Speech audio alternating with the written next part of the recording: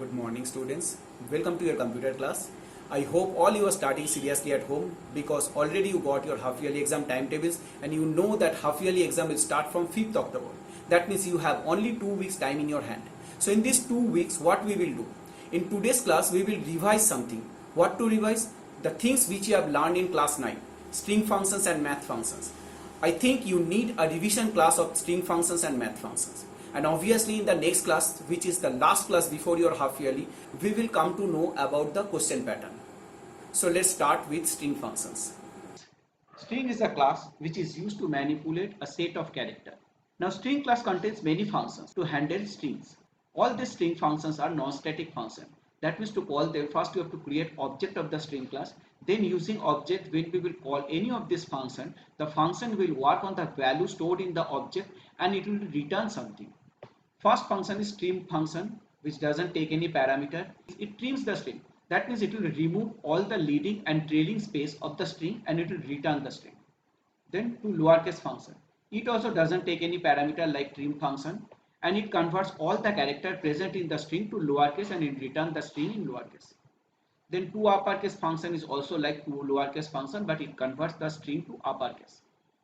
Then length function, which will count how many characters are present in the string object and it returns that count. That means the return type of the function is int and it also doesn't take any parameter.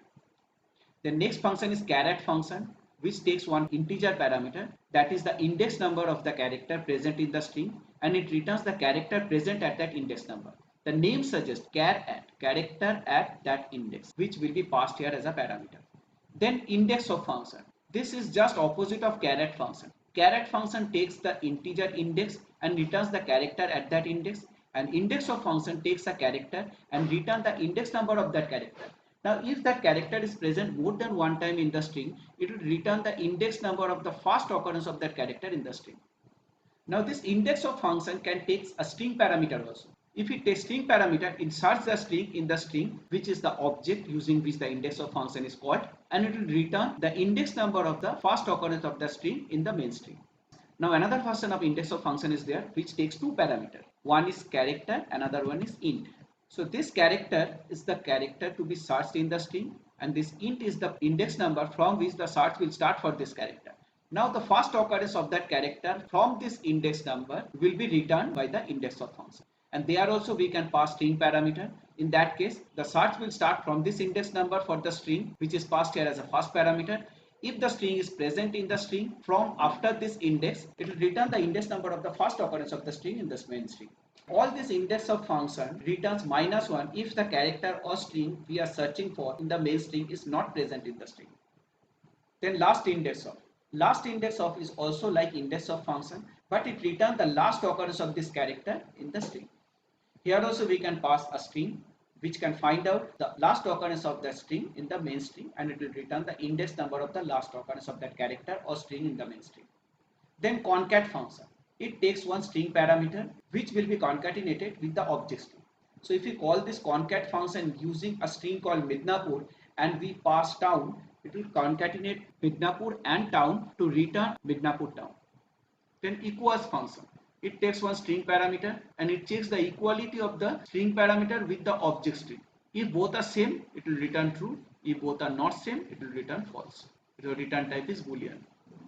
Then equals ignore case, that is another version of equals function which also takes string parameter just like equals function. It also checks whether the object string and parameter strings are same or not, but it ignores cases. Means if the object string contains all characters in capital and here the parameter string having the same set of character but in small form, it will return true, but in case of equals function it will return false.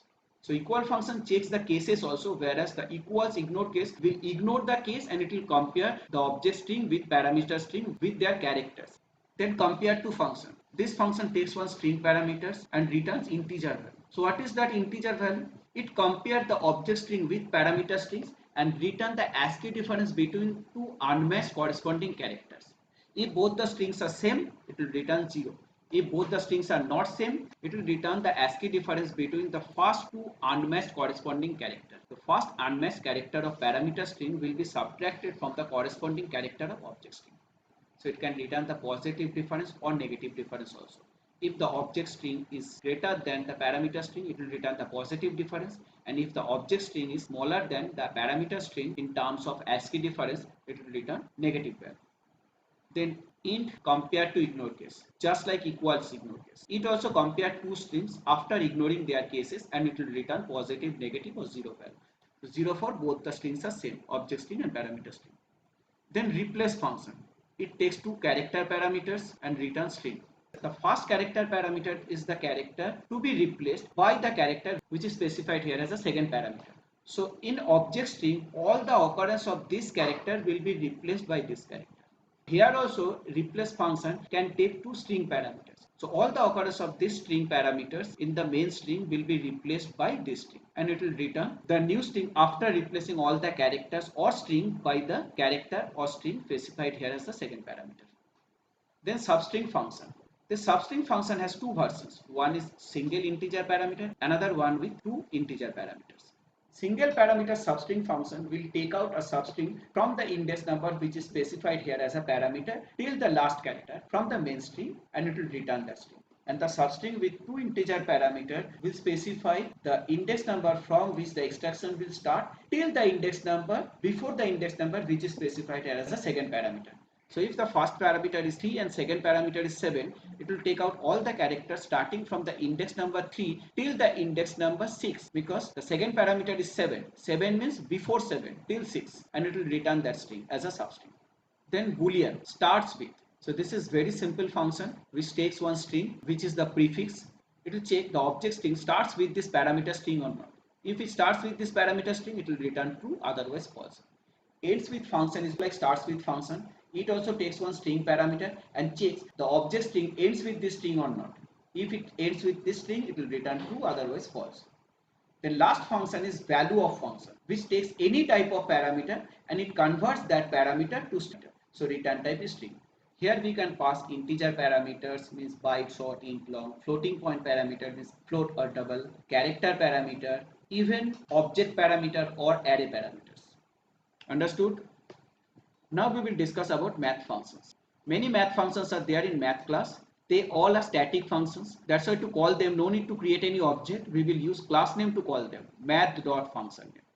First function is sine function. This function takes one angle in radian as parameter and it returns the sine of that angle. Second one is cos function. This also just like sine function takes one angle in radian as parameter and returns the cosine of that angle. Third one is tan. It returns the tangent of the angle which is passed here as a parameter in radian. Then a sine, a cos, a tan. They are just opposite of sine, cos and tan function. A sine takes the sine of an angle and it returns the angle in radian. A cos returns the angle whose cosine is passed here as a parameter. And a tan returns the angle whose tangent is passed here as a parameter. Then log. It takes one parameter and returns the natural logarithm of that parameter. Then pow function, so you know, takes two double parameters and return the first parameter raised to the second parameter. If first parameter is 2, second parameter is 3, 2 to the power 3 will return the double value 8.0. Then sqrt takes one double value and it returns the square root of that double value. cbrt, this is for cube root.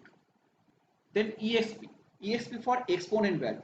This function takes one double parameter and it returns the exponent raised to that parameter. So if it is 3, it will calculate exponent to the power 3 and that value will be returned as double value.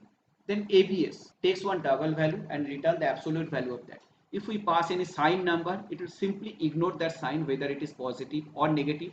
And if any number starts with 0, it will remove those leading zeros. And if the number's fractional parts ends with 1 or more 0, those 0 will also be removed. And it will give the actual value or absolute value of that number. Then random function doesn't take any parameter and it returns the double random value between 0 and 1. So that means the return value of random number will be 0 point something, a double value. Then next is cell function. It takes one double value, can be positive or negative, and it returns the next smallest integer greater than or equal to the parameter in double. That means if it is 12.5, it will give what? 13.0. If it is minus 12.7, it will give minus 12.0. And for any number 0.0, it will return that number only. Then float. Just like cell, it also takes one double parameter and it returns the largest integer less than or equal to the parameter in double. That means if it is 12.5, it will give 12.0.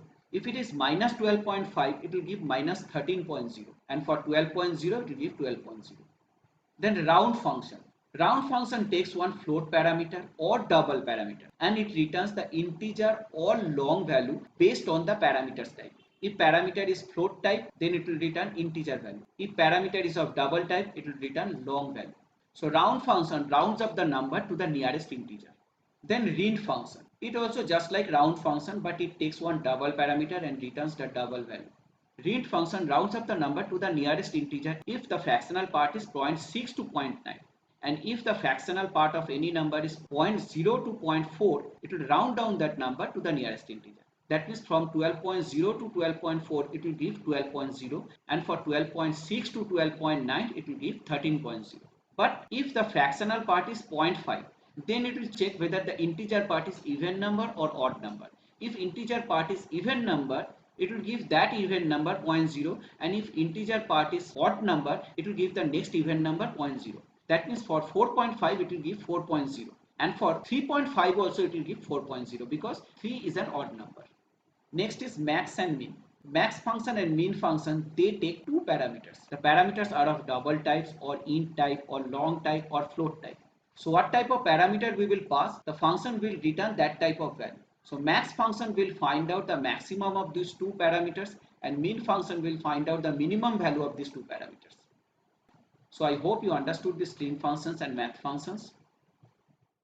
So in today's class, we have revised string functions and math functions. Study properly in home, find out your doubts and queries which you can ask in my live class, and in next class we will discuss about the question pattern, and after that the final day you have to sit for the exam. So wait for your next class. Till then, bye, have a nice day.